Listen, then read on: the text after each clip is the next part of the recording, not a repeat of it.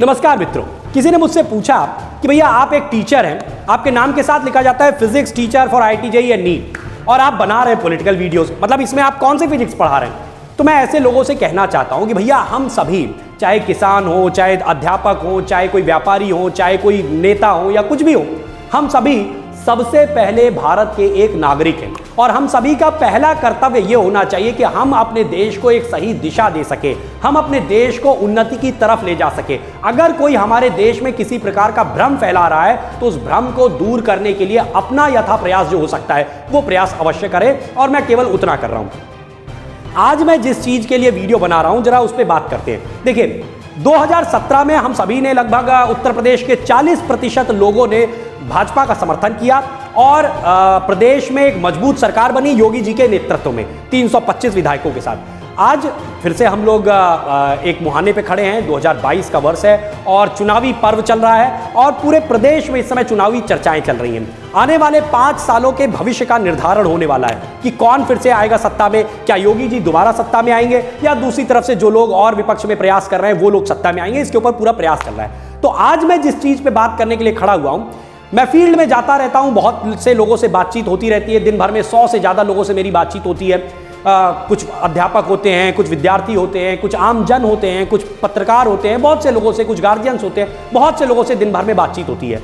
उनके जो प्रश्न होते हैं उनको सुनता हूं, उनके जो ओपिनियंस हैं उनको सुनता हूं, अपनी तरफ से ईश्वर ने जो विवेक दिया है उस विवेक के आधार पर उनसे बातचीत करता हूं, उनके प्रश्नों के उत्तर भी देता हूं, उनको जो मैं अपनी तरफ से दिशा दिखा सकता हूं वो प्रयास करता हूं। और उन्हीं में से कुछ ऐसे प्रश्न मिलते हैं जिन प्रश्नों को मैं समझता हूं कि वृहद स्तर पे जनता तक पहुंचना चाहिए, और उसी के लिए मैं ये वीडियो बनाता हूं कि इस प्रकार के वीडियो बनाए जाएं, उन प्रश्नों को लेके ज्यादा से ज्यादा लोगों तक वीडियो के माध्यम से, सोशल मीडिया के माध्यम से पहुंचने का प्रयास किया जाए।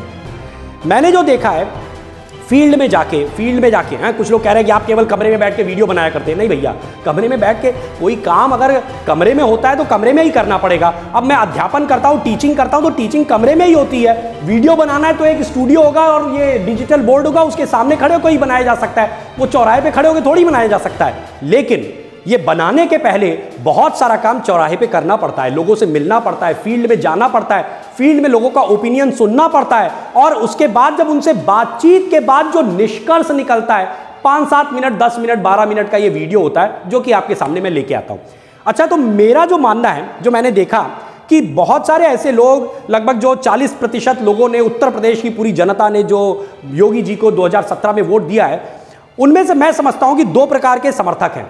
एक वो समर्थक हैं और बहुधा वही है, ज्यादा से ज्यादा वही हैं जो कि आज भी योगी जी के साथ इंटैक्ट खड़े हैं। उन्हें इस बात से कोई फर्क नहीं पड़ता है कि उनके क्षेत्र का प्रत्याशी कौन है, उन्हें इस बात से कोई मतलब नहीं है। वो ये जानते हैं कि आज प्रदेश एक सही दिशा में जा रहा है, देश आज एक सही दिशा में जा रहा है, तो इसलिए कुछ भी हो हमें प्रदेश में पुनः गुंडा राज नहीं आने देना है। इसलिए कुछ भी हो जाए हमें पुनः योगी जी को ही इस प्रदेश की कमान देनी है। और यही वजह है, आप देखिए कि आप किसी भी चैनल का आज सर्वे उठा के देख लीजिए, मेरी आप बात मत समझिए, मैं ये नहीं कह रहा हूं कि मेरे वीडियोस आप पीछे देखे होंगे आपने कि मैं भाजपा का या योगी जी का या मोदी जी को समर्थन दे रहा हूं तो इसलिए मैं ये बात कह रहा हूं। नहीं, आप मेरी बात छोड़िए, आप कोई भी चैनल उठा लीजिए और किसी भी चैनल का सर्वे देखिए, हर चैनल यही कह रहा है कि आराम से योगी जी 250 के ऊपर सीटें निकालने वाले हैं और अगले मुख्यमंत्री योगी जी ही बनने वाले हैं, ये तो तय है।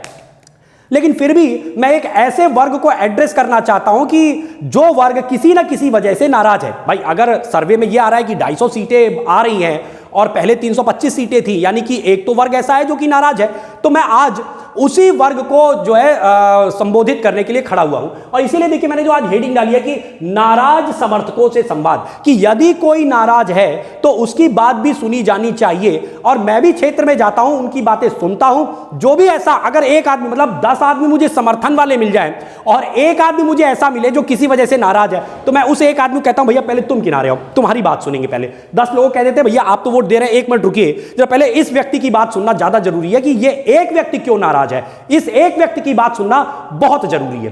ठीक, तो मैं जो समझ पा रहा हूं, जो मैंने ऐसे लोगों को छाटा और उनसे बातचीत की, उसमें मुझे 2 प्रकार के लोग मिलते हैं। एक वो जो ये कह रहे हैं कि जो क्षेत्र को प्रत्याशी दिया गया है वो उन्हें पसंद नहीं है, यानी कि वो चाहते थे कि कोई रामलाल को टिकट दिया गया होता तो ज्यादा अच्छा रहता, लेकिन टिकट श्यामलाल जी को दे दिया गया। भाई देखिए, मैं ऐसे लोगों को जो कहता हूं और जो समझाना चाहता हूं और वृहद स्तर पे इस वीडियो के माध्यम से जो समझाना चाहता हूं, देखिए ऐसा है, राष्ट्र और व्यक्ति दो चीजों में अगर आपको तुलना करना होगी कौन बड़ा है, भाई आपके लिए राष्ट्र जो आज उन्नति की दिशा में बढ़ रहा है, ये आप नहीं कह सकते कि राष्ट्र उन्नति की दिशा में नहीं बढ़ रहा है। राष्ट्र में आज आप देखिए, आज पूरे विश्व में, केवल आज उत्तर प्रदेश या केवल भारतवर्ष की बात नहीं कर रहे हैं, पूरे विश्व में आज भारत का डंका बज रहा है। तो इसलिए आज राष्ट्र उन्नति की दिशा में बढ़ रहा है। 7 वर्षों में देश में और पिछले 5 वर्षों में प्रदेश में योगी जी ने पूरी जो ये यहाँ की जो संस्कृति है उसको एकदम उन्नति की दिशा में और एक मजबूत अवस्था में पहुंचाया है। आज मथुरा, काशी, अयोध्या, ये सारी जगह लोग आज उत्साहित हैं कि आज, और उनको देख के हम सभी उत्साहित हैं कि इन क्षेत्रों में हमारे सांस्कृतिक पुनर्निर्माण के लिए जो कार्य होना चाहिए था वो सारी चीजें हो रही हैं। तो आप ये नहीं कह सकते हैं कि आज राष्ट्र उन्नति की दिशा में नहीं बढ़ रहा है। मैं ऐसे लोगों से जो इस वजह से नाराज हैं कि वो रामलाल को चाहते थे और टिकट श्यामलाल को मिल गया, मैं आपसे केवल इतना कहना चाहूंगा, भाई राष्ट्र के समक्ष व्यक्ति का कोई इतना बड़ा महत्व नहीं होता है। ठीक, आपको ये समझना होगा। देखिए मैंने ऊपर इसलिए लिखा, राष्ट्र बड़ा या आपका पसंदीदा प्रत्याशी, आप जिसको चाह रहे थे यदि उसको नहीं मिला तो ये इतनी बड़ी बात नहीं है कि आप उसके लिए एक मतलब अपने पैर पे कुल्हाड़ी मार लें कि अच्छा मतलब इससे नाराज है तो अब हम सपा को वोट दे दें या कांग्रेस को वोट दे दें। ये अगर आप काम करने जा रहे हैं तो आप राष्ट्र का नुकसान करने जा रहे हैं।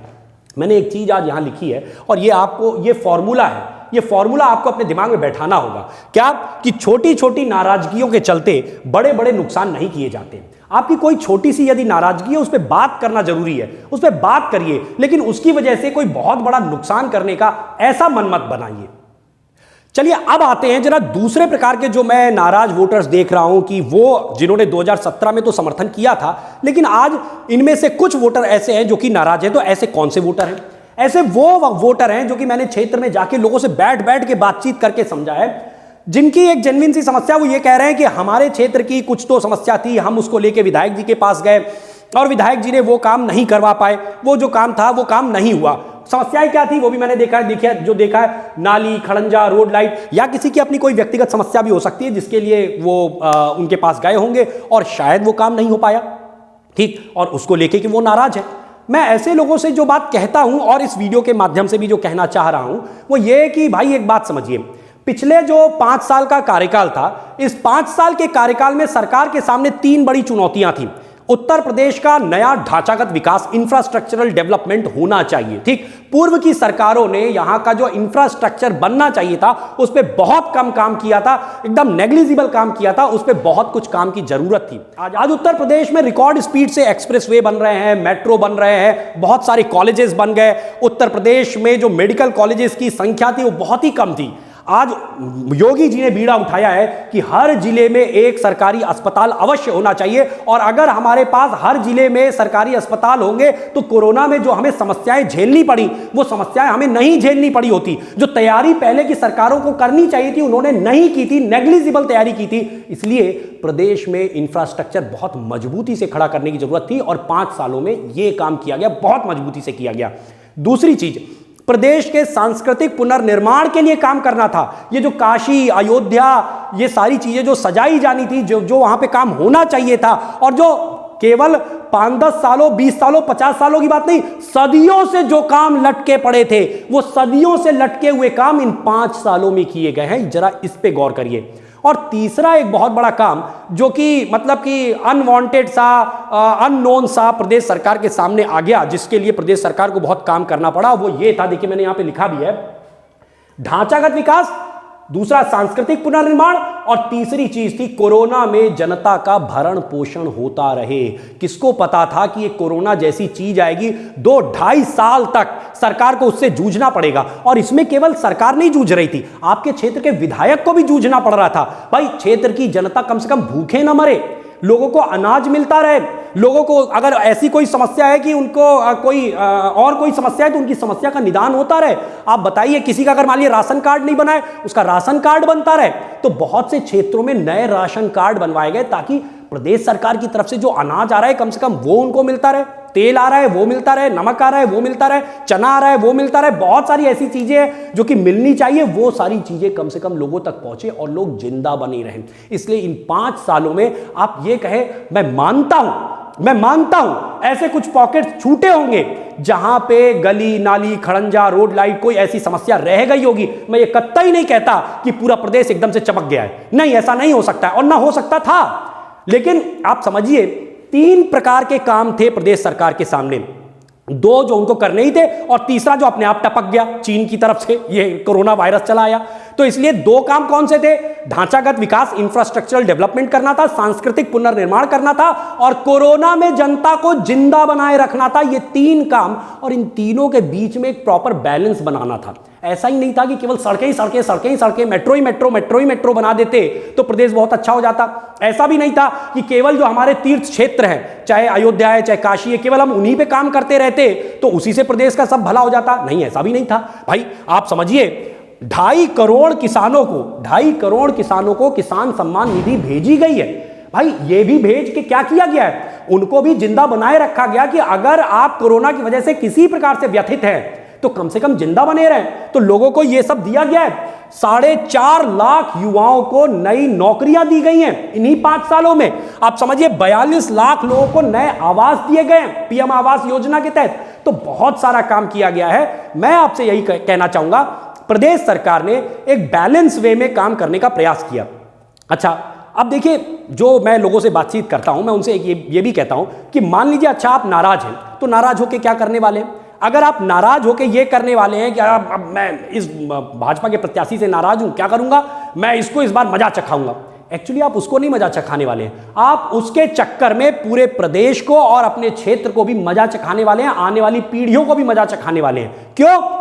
क्योंकि बड़ी मुश्किल से उस गुंडा राज के दलदल से प्रदेश को बाहर निकाला गया है। यदि आपने जरा सी भूल कर दी, जरा सी अपनी नाराजगियों के चलते प्रदेश को एक बार फिर से उसी दलदल में धकेल दिया, तो सोचिए क्या होने वाला है। मैंने जो आपको पहले कहा, आज हमारी बच्चियां घरों से बाहर निकलती हैं तो हम कम से कम सुरक्षित फील करते हैं। आज गली नाली बहुत अच्छी हो, लेकिन लड़की हमारी जा रही है विद्यालय पढ़ने के लिए, कॉलेज पढ़ने के लिए, और वो असुरक्षित हो, तो क्या ये प्रदेश का एक समुचित विकास आप मानते हैं? कतई नहीं मानते हैं। तो प्रदेश में विकास का एक बहुत बड़ा पैमाना होता है कि यहां पे सुरक्षा अच्छी होनी चाहिए। सुरक्षा यदि अच्छी नहीं है और गली नाली बहुत अच्छी है तो यह भी एक विकास नहीं कहलाएगा। ठीक, तो हमें हर चीज के बीच में एक बैलेंस बनाना होता है। ठीक, अच्छा, अब जैसे मैं एक उदाहरण देना चाहूंगा। जैसे मेरा एक क्षेत्र है किदवई नगर का, हम यहाँ के वोटर हैं। अब मान लीजिए कि कोई इस क्षेत्र में भी ऐसे पॉकेट्स हो सकते हैं जहाँ पे काम रह गया हो, कुछ नालियाँ कुछ गलियाँ कुछ ऐसी छूट गई हो, कोई एक ऐसा पॉकेट हो सकता है। अब मान लीजिए कि उस पॉकेट के लोग नाराज हैं और वो नाराज होकर कहें कि भाई हम पूर्व विधायक को वोट दे देंगे जो पहले का विधायक था। अब जैसे यहाँ पे जो पूर्व विधायक है कांग्रेस के पूर्व विधायक थे, तो मेरी अभी एक जन से बात हो ही रही थी, तो मैंने उनको ये समझाया कि एक बात बताओ, तुम्हें लगता है कि तुम्हारी अगर गली नाली नहीं बनी और उनसे तुम एक्सपेक्ट कर रहे हो, उनसे सोच रहे हो कि अच्छा इस बार भाजपा वाले को नहीं देंगे, फिर से हम कांग्रेस वाले को ही वोट दे देंगे, उससे आपको लगता है कि समस्या का निदान हो जाएगा, समस्या का कोई समाधान हो जाएगा? आप सोचिए 5 साल पहले जब वो विधायक थे तो वो कोई 1-2 साल नहीं विधायक रहे थे, 15 साल विधायक रहे थे, 3 टर्म के वो विधायक रहे थे। 15 साल में वो क्षेत्र की समस्या का समाधान नहीं ढूंढ पाए, और तब नहीं ढूंढ पाए जब केंद्र में उनकी सरकार हुआ करती थी, प्रदेश में जब सपा और बसपा की सरकार हुआ करती थी और उनसे आपको पता है कि उनके ताल्लुकात अच्छे हुआ करते थे। तो उस दौरान वो 15 साल विधायक रहे और वो उस समस्या का समाधान नहीं निकलवा पाए। आज आपको लगता है कि जबकि कांग्रेस अपनी मृतप्राय अवस्था में पड़ी है, न केंद्र में उनकी सरकार है न प्रदेश में उनकी सरकार आने वाली है। प्रदेश में अगर उनके जीतेंगे भी तो 2-3 विधायक जीत जाएं, यही बड़ी बात है। ठीक, और बाकी सपा या बसपा इनकी भी सरकार नहीं आने वाली है, सारे चैनल बता रहे हैं कतई उनकी सरकार नहीं आने वाली है। तो अगर आप उनको वोट देने जा रहे हैं तो एक्चुअली आप अपने पैर पे कुल्हाड़ी मार रहे हैं। ठीक, मैं वही चीज कहना चाहूंगा कि अगर आपके गले में दर्द है तो इसका समाधान ये नहीं है कि गले में रस्सी बांध के और लटका दिया जाए, हैं, फांसी पे लटक जाए, ये इसका समाधान नहीं है। यदि आप वास्तव में समाधान ढूंढना चाहते हैं तो समाधान के लिए काम करिए। ठीक, अभी मैं समाधान पे भी बात करूंगा। अच्छा, दूसरी चीज, यदि आप ये सोच रहे हैं, मान लीजिए कि किसी और विधानसभा में ऐसा हो कि वहां पे आप ये सोच रहे हो कि नहीं भैया मैं भाजपा वाले को मजा चखाने के लिए इस बार सपा वाले को वोट दे दूंगा, तो भैया आप तो और गलत काम करने वाले, आप तो बहुत बड़ा पाप करने वाले हैं। क्यों? क्योंकि आप ही सबसे बड़ा वो पाप करेंगे कि आप वास्तव में उस गुंडा राज के वक्त को वापस उत्तर प्रदेश में लाने का प्रयास कर रहे हैं। तो इसलिए आप ये, मैं फिर वही लाइन कहूंगा कि छोटी छोटी नाराजगियों के चलते बड़े बड़े नुकसान नहीं किए जाते हैं। अब मैं समाधान पे बात करता हूं कि फिर अच्छा समाधान क्या है।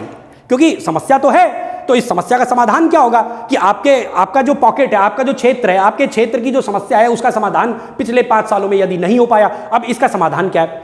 मैं जो समझ पाता हूं एक जेन्युइन रूप में, एक टीचर के रूप में, एक अध्यापक के रूप में, जो मुझे समझ में आता है, आप अपने क्षेत्र के विधायक को पुनः बुलाइए। देखिए, ये वो समय होता है जो दबाव का समय होता है। आप अपने विधायक पे पुनः दबाव लगा सकते हैं। आप उनसे कहिए, वीडियो बनाते हुए कहिए कि भैया ये देखिए समस्या, आप घूमिए, आप हमारे क्षेत्र में घूमिए, ये समस्या का समाधान आप अभी तक क्यों नहीं करा पाए। और आप इस बात को बता के जाइए कि आप ये अगर जीत के आते हैं और यदि वापस पुनः, जैसे कि बनने भी जा रही है, योगी जी की यदि सरकार बनती है, कितने समय में इस समस्या का समाधान आप करेंगे, यह उनसे वादा लीजिए। अब आप कह सकते हैं अच्छा सर वादा ले लेंगे तो क्या हो जाएगा, अभी वादा ले लिया जाएगा और बाद में चुनाव खत्म हो गया, योगी जी मुख्यमंत्री बन गए, वो विधायक बन गए, वो अपने रास्ते, और फिर वो हमारी ना सुने तो हम क्या करेंगे। आपने वीडियो बनाया है ना, ये कोई पहली और अंतिम बार तो चुनाव हो नहीं रहे है ना, ये दोबारा चुनाव होंगे। अभी 6-7 महीने में मेयर का चुनाव होने वाला है, इसके बाद लोकसभा चुनाव भी होने वाला है, तो आपके पास वीडियो है ना।